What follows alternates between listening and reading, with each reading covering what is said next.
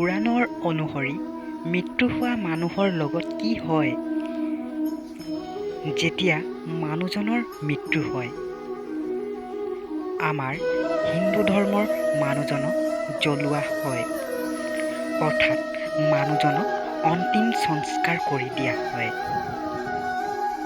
অন্তিম সংস্কাৰৰ পিছত আত্মাটোৰ লগত কি হয়?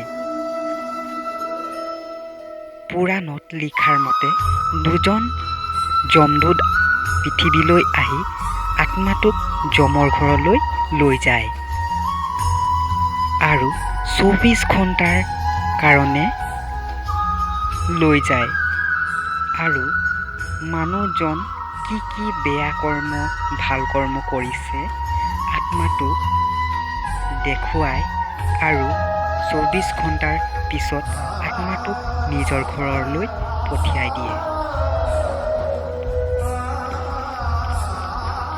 আৰু আত্মাটো ১৩ দিনলৈকে নিজৰ ঘৰৰ আশে-পাশে থাকে।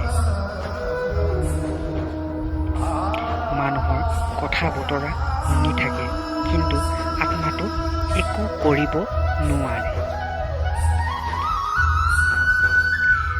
১৩ দিন শেষ হোৱাৰ পাছত যমদূত আহি আত্মাটোক লৈ যায় আৰু তেওঁ কি কৰিছিল শাস্তি দিয়ে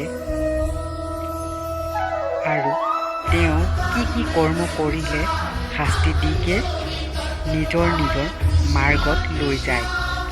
যিজন ভাল কৰ্ম কৰে তাক ভাল মাৰ্গত নিব আৰু যিজন বেয়া কৰ্ম কৰিছে তেওঁক বেয়া মাৰ্গলৈ নিয়ে।